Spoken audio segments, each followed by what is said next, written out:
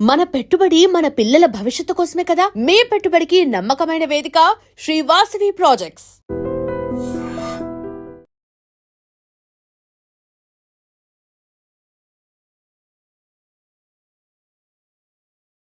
జనజీవన స్రవంతిలోకి వచ్చారు. ఆ తర్వాత 100కి పైగా పిల్లలకి ఆయన ఒక ఆశ్రమం కట్టించి చేస్తున్నారు. ఒక సేవలు చేస్తున్నటువంటి ఒక పర్సన్‌ని తీసుకెళ్ళిపోయారు. So I don't want to comment anything more than this.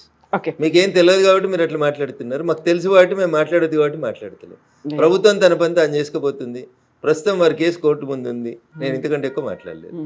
So phone tapping case కూడా ఇప్పుడు మళ్ళీ కేసు సుప్రీంకోర్టు దగ్గరే ఉంది. ఆయనకు బెయిల్ ఇవ్వాలా వద్దా అనేది ఇప్పుడు ప్రభాకర్ రావు సిఐబి మాజీ చీఫ్ ఆయన దగ్గర ఏమవుతుంది అనుకుంటున్నారు ఈ కేసుల్లో? జడ్జి గారు ఏం చెప్తే జరుగుతుంది. Oh no not that bail case, overall గా ఏం జరగబోతుంది? ఫోన్ ట్యాప్ ఏం జరగదు, ఇలాగే స్టేటస్ కోర్ అట్లనే ఉంటుందా? సినిమాలు నడిచినట్టు పుష్ప 1, పుష్ప 2, పుష్ప 3 నడిచినట్టు, లేకపోతే కోడలు దిద్దిన సంసారం, అత్త దిద్దిన సంసారం అని తెలుగు సీరియల్ టీవీలలో నడిచినట్టు, అట్లా పేపర్ వాళ్ళకి వార్తలు అయినప్పుడు ఒక బ్రేకింగ్ అన్నట్టు, ప్లేట్ బ్రేకింగ్. రఘునందన్ రావుకి నోటీసులు ఇచ్చిన సిట్ అంతే. ఇంకా ఏమైనా జరిగేది ఉంటే 2 ఏళ్ళకెళ్ళి ఎందుకు జరగలేదు? బువ్వ ఉడికిందా లేదా 2 మెతుకులు చూస్తే తెలుస్తుంది.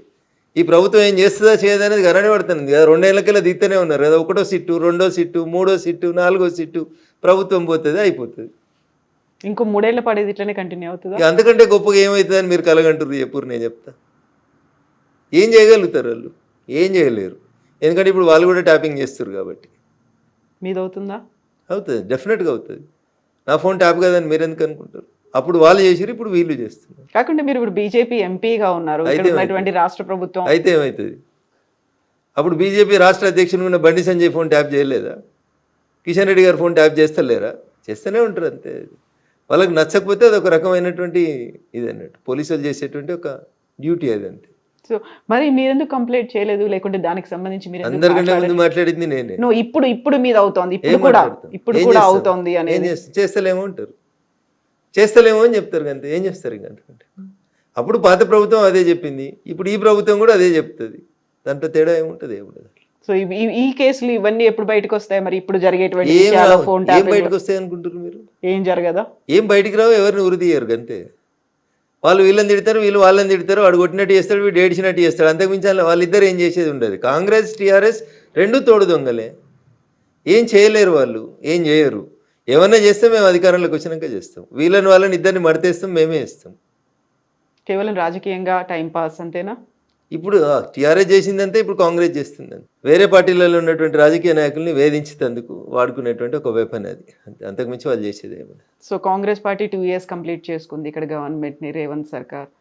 ఏమనిపించింది ఈ 2 ఏళ్ల పాలన మీకు? మళ్ళీ 20 ఏళ్ళ దాకా అధికారంలోకి రాకుండా పాలిస్తున్నాడు. మళ్ళీ 20 ఏళ్ళు ఎవడు చేయి గుర్తు కోటేయకుండా పరిపాలిస్తున్నాడు. మళ్ళీ నెక్స్ట్ కూడా మేమే వస్తాము అనేటువంటి మాటను బహిరంగ సభల్లో ఆయనే చెప్తున్నారు. అట్లా చెప్పకపోతే ఏం చెప్తారు? రేపే మా ప్రభుత్వం పడిపోతుంది అని చెప్తారా? అట్లా చెప్తే ఈ 3 ఏళ్ళు కూడా నడవదు సంసారం. ఓకే, రేపు చచ్చిపోయేటాడు కూడా రేపు నేను ముఖ్యమంత్రిని అవుతానే చెప్తాడు. అట్లా చెప్పడం అది ఆశ అంతే, అట్లే చెప్తారు. అంతేగాని రేపు మేము మళ్ళీ అధికారంలోకి రామని చెప్పిండి అనుకోరు రేవంత్ రెడ్డి గారు. ఈ 3 ఏళ్ళు గవర్నమెంట్ నడుస్తుందా? చెప్పు, నడవనియరు. అందుకని అట్లే చెప్పాలి. ఆ కుర్చీలో మీరు కూర్చుంటే కూడా అదే చెప్తారు.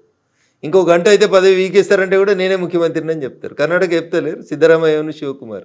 ఎప్పుడు మారుతుందో తెలియదు. మ్యూజికల్ చైర్స్ అట్లే చెప్తూనే ఉంటారు వాళ్ళు, ఇద్దరు చెప్తూనే ఉంటారు. అధిష్టాన నిర్ణయమే తుది నిర్ణయమే.